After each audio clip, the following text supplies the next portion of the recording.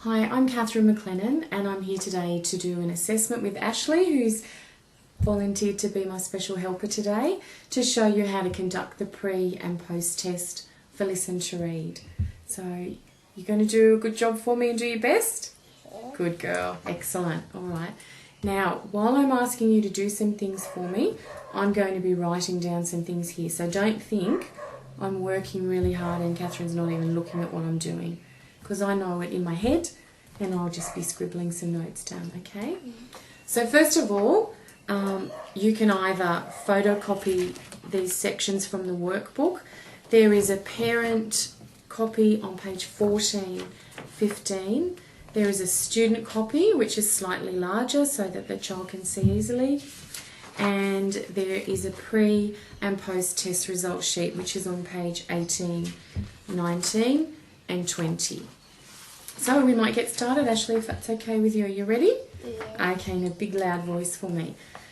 Can you tell me the names of those letters, please? A, E, I, O, U. Fantastic. So I'm just ticking if she gets it right, and if she makes any errors, I'll write down exactly what she says. So we're up to this one now. Can you tell me the sounds of those vowels, please, Ashley? A, E, O, A. Too easy. Now we're up to here. Can you tell me the names of those letters? D, K, P, B. So in the consonant names section, for V, Ashley said U. It does look a little bit like a U. And for J, she said I. So I just recorded those slight errors. So now we're going to move on to the sounds that the letters make. And if you get stuck, Ashley, and you want to think of a word to help you, that's fine. Okay, so we're up to this one here. You're doing really well. I'm not sure on that one. Okay, so if I said the word to you, dog, what does dog start with? D, And what sound does D make? You remember? D, Good girl. So, D, K, P, that's it. B, Excellent. Okay, so just in the consonant sounds there, for K, Ashley said S. For G, she said J. In some cases that's correct. So in a word like circle, it's a sound. In a word like gym or gentle, it's a J sound. But most of the time it's K and G, so we'll count those as just small errors. Okay, we're moving on to the consonant clusters now. So if I say the words to you, bring, break, brush, breakfast, can you hear the br at the beginning of all of those? yeah. So what I want you to do with all of these ones is, I want you to tell me what sounds those letters make when they go together. And again, if you get stuck and you want to think of a word to help you, that's fine. So we've already done the first one. Can you remember what it was? R, Excellent. K, Good. Did you think of a word to help you? cross. Excellent. Okay. Right, I'll just stop you there for a moment. So we started off with br and cr and gr. For fr, she said fur, so I've written down F-E-R because it's not quite blended. She got tr, and for pr, she said purr, so I've written down P-E-R, so I'm writing it down exactly like she's saying it. And for dr, she said dur, so just a few things that aren't quite blended. So we'll keep going, and if you can think of some words to help you, that's great. So we're up to this one now. S, Okay. Not sure. That's a hard one, that one. Oh, you've got one. Show me your hand. I've got one here. When you cut yourself or something and you get a bit of hard skin that grows over it, do you know what that's called? scar. Well, yeah, if it would leave a scar or a scab. You know, if you fall over in the playground or something and you get it bleeds for a while, and then you get a bit of hard stuff before the skin heals. So sk, like scab.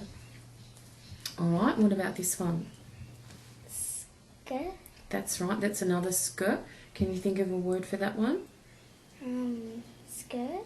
Excellent. Okay, good. What about this one? So, Okay, let's just stop there with that one.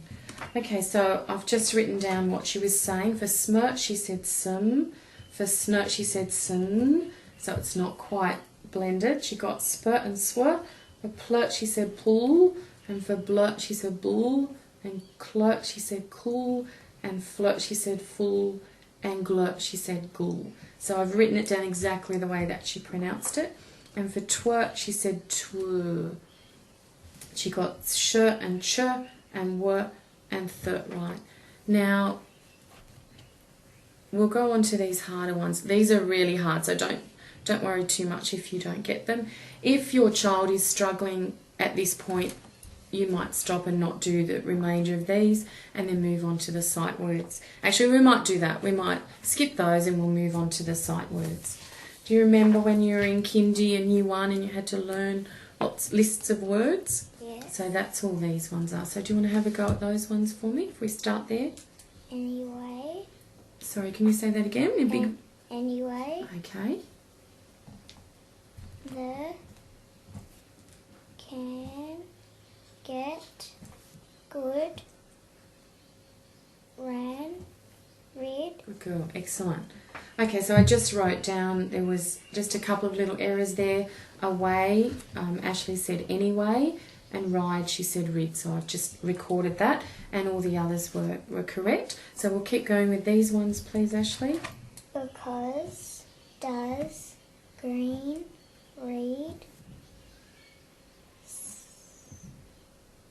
Just have a go, it doesn't matter if you don't get it. Good girl. Those upon work. Okay, let's just do this one up to where my finger is. So we'll do those 2 lines and then we'll finish that section. Write, use, which, bring, about, full, much, 7, small, today, start. Excellent, you've done really well. Have you learnt bossy E at your school? No. No? Do you remember that, Fiona, if they've learnt bossy E? The letter E at the end of the word makes the vowel say its name? No? Can you see the E at the end there? Yeah. So instead of k-aki, it's cake, because this E is bossy and it makes the vowel before it say its name. So k-ake. So we should only hear A, E, I, O or U in the vowels, not the sounds. Can you have a go at those ones for me, please? Cake, nose, Good girl. pip, you. Excellent. Okay, so I just wrote down what Ashley said. For pipe, she said pip. For tape, she said trap. For dope, she said dropped. So if you haven't done those at school, that was a really good go. That was excellent. Okay, what about these ones here? Can you read any of those words for me? Paint, clay, tree, team, either, people, die, dale, toe, road, glue. That's a hard one, isn't it? That one's dual. That means 2 of something. Right. I'm going to skip the prefixes and suffixes. With an older student, I would do that.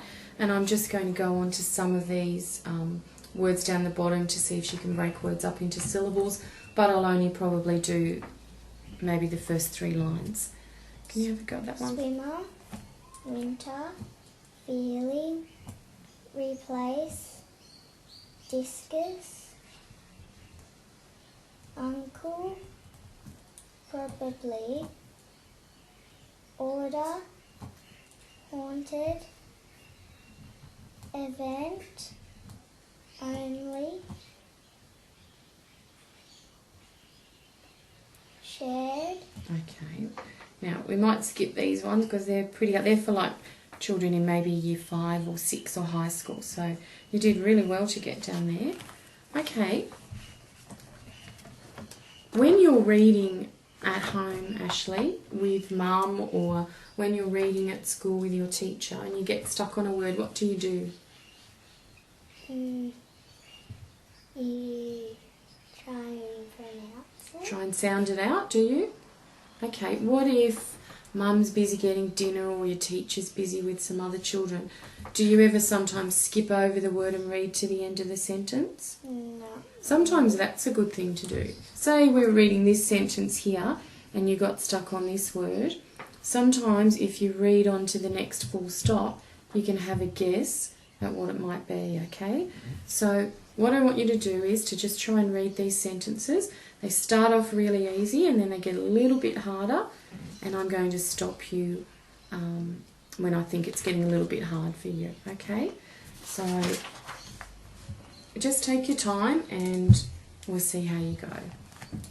Pat ran up the hill to get the big dog. Good girl. Excellent. You are a good reader, aren't you? Because you can read well above your age. Well done, Ashley. Good girl. Okay, so I was just doing the McLennan reading age guide then. It just gives you an idea of the approximate reading age. Ashley is 8 years and 9 months in her chronological age, and her reading age is 9 years and 3 months according to the McLennan reading age guide. So it just gives you an idea of, you know, if they are where they should be. And Ashley is a little bit above, so that's excellent. Well done. Now, I might get you, I've got lots of books here.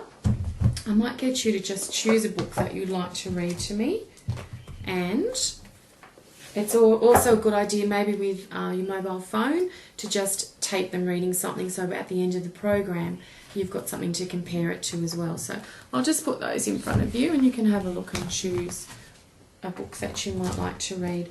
I've just got the Fitzroy readers here, which are the books that we use in the weekly tuition classes. It doesn't matter, maybe you've just got a book at home and just record them reading at the beginning before they start listen to read, and then at the end, and then you can judge for yourself what the improvement is, as well as reassessing. So with the McLennan reading age guide you can see what the actual improvement is as well. So would you like to choose a book for me to read? Yeah. Oh, sorry, I nearly got you in the face then. Okay, which one do you think you might like to read? That one? Okay. Alright, let's see how you go. Have you got fish at home? We used to. Yeah. Goldfish or other kinds of fish? Goldfish. Okay. Right, what's the name of the book? The fish. The fish. Okay. Zach and Trish had 6 little fish in a fish tank. Okay, now I'm going to administer the McLennan reading age guide. I would like to point out that it is just a guide. It's not a standardised reading test. So teachers at school may have given you a standardised reading age test result, but it's just so that you've got something to compare their improvements to at the end. So first of all, you stop administering the test after the child makes 4 errors. You can put your pen on the word where they have made the error and see if they self-correct. You can also encourage them to read the rest of the sentence if they're stuck on a word, and they might be able to work it out from context clues or the other words around it. Depending on their age, with a younger child, like with Ashley, I'll start at sentence 1. With an older student, you would see how they went. Probably for a 10-year-old, you'd begin at sentence 6. If they were really struggling with sentence 6, then go back to the beginning. For someone in high school, you'd probably still start at sentence 6 as well. So just use a little bit of self-judgment there. If they're struggling with the one that you start on, then always go back to the beginning. If they do self-correct and they realise that they've made a mistake, you don't need to count that as an error. You can just write it on a piece of paper. So if they say sister instead of brother, you would write sister/brother, and you would put SC self-correct, so that you know they did make an error, they realised they made an error and they self-corrected. It's just for you to get a rough idea of where they're at, and then at the end you can administer it again and see what the overall improvement was.